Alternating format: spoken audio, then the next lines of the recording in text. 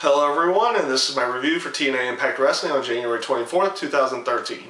And basically going off and saying, this week's Impact I thought was a little bit better than last week's, but then again, last week's Impact I thought was an extremely bad one to begin with. This one wasn't all that great either, in the end, in my mind. Mostly just because the whole aspect with Taz being part of Aces and Eights in general. I felt as it was more of a wasted spot for the Aces and Eights. The only thing he can really do is be on commentary. He can't really do any in-ring action.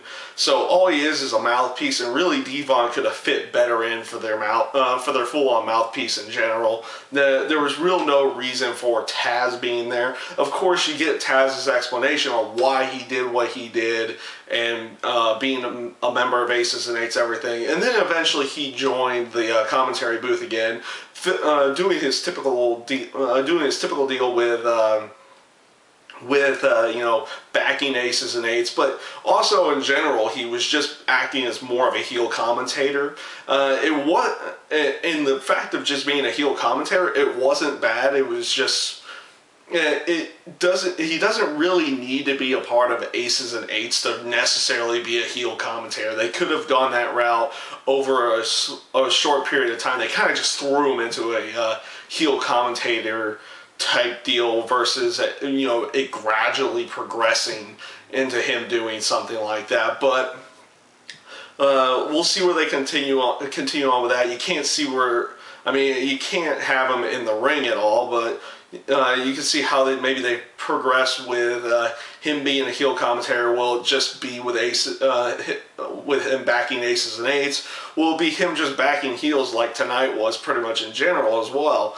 But we'll see where they go with that. Also, later on in the show, you did have the Kurt Angle segment where he calls out Mr. Anderson to challenge him to open Fight Night.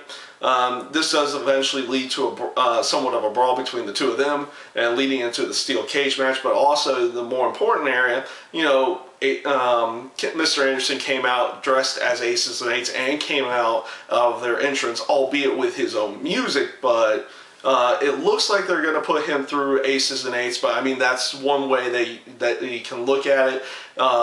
We've yet to see someone try to swerve Aces and Eights, and Mr. Anderson's that type of character that you could literally pull that off with somewhere down the road where he swerves them and so, like, he's not actually with them. So we'll actually see where they go with that one as well. All the matches in general on the show, I felt were really good. Velvet Sky and Tara they put on a pretty good match. The X Division match was the X Division tag match with Kenny King, Zema Ion, RVD, and Christian York was very fun to watch. It was well put together as well. I also like the little tidbit with Bobby Roode and Hernandez. It was a good. They put on a really good match together, and it really looks like they're trying to turn Bobby Roode and Austin Aries into a tag team where they're working together, but they're not really together type deal. Almost a Daniel Bryan and Kane-esque area where they are constantly arguing, but they're yet successful as a tag team type deal. So we'll see where they go with that. I'm not sure how much I'm going to like the way they do it, but we'll see where they go with it and see how they progress, because it looks like they're going to be going after the tag team titles, mostly because at this point they're probably going to stop the whole Joey Ryan and Matt Morgan tag team and progress that into something completely different, where they both probably separate more or less for Matt Morgan to try to become a bigger star at that point.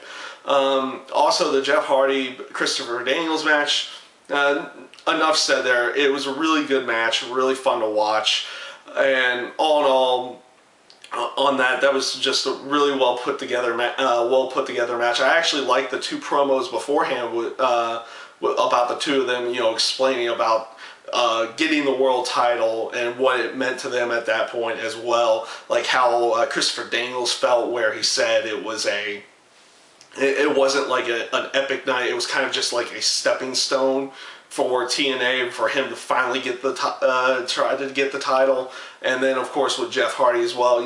They did a well really good job with the promo and then with the match in general.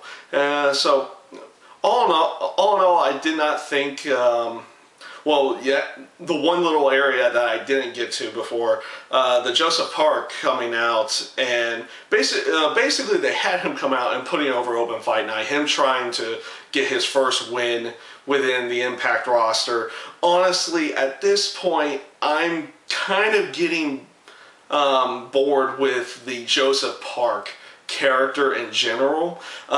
He's done a really good job with the character, but it's getting to the point that it's been well over a year, and I really would like to see the Abyss character come back in this at this point in time. You see little snippets with it in the matches, but just full on bring back the. I'm thinking it's time to bring back the Abyss character and get rid of the Joseph Park one. I mean, just with the promo this week, I felt like it was a complete waste of time, even though they were trying to put over the Open Fight Night next week and him trying to call out somebody and who he was going to call out type deal.